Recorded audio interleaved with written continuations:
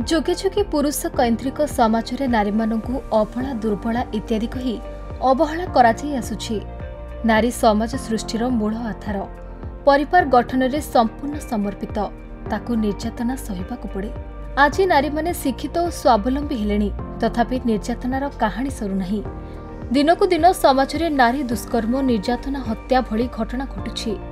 तेणु केवल शिक्षित हेले नुह, समाज सचेतन और प्रतिक्रियाशील हेले नारी निर्यातना कमिब बोली सांबादिक सत्यनारायण बेहेरांक 86तम जयंती पालन अवसर में सत्यनारायण स्मृति कमिटी पक्षरु नारी निर्यातना और सशक्तिकरण शीर्षक आलोचना चक्र रे अतिथि गणमाने मतव्यक्त करिसेंति। एही कार्यक्रम रे बलांगीर सांबादिक और सहरर बुद्धिजीवी एवं विभिन्न अनुष्ठान जोग देथिले।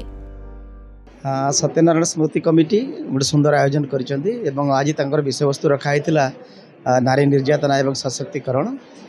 आमे मु गोटे कथा खाली कहबी जे नारी माने जुगे जुगे सशक्त, से माने केबे अशक्त नुहंती कि शक्तिहीन नुहंती, से दुर्बल अबला आमे केबे भी कहि परिबा नाही। किंतु गोटे जिनिसर आवश्यकता अछि।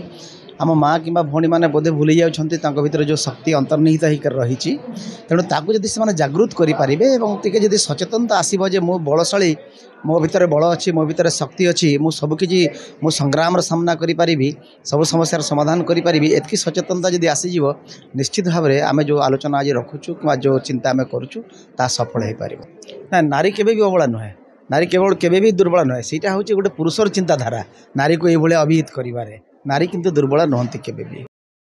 बलांगीर गुप्तेश्वर पृष्टि रिपोर्ट, खबर ओडिशा।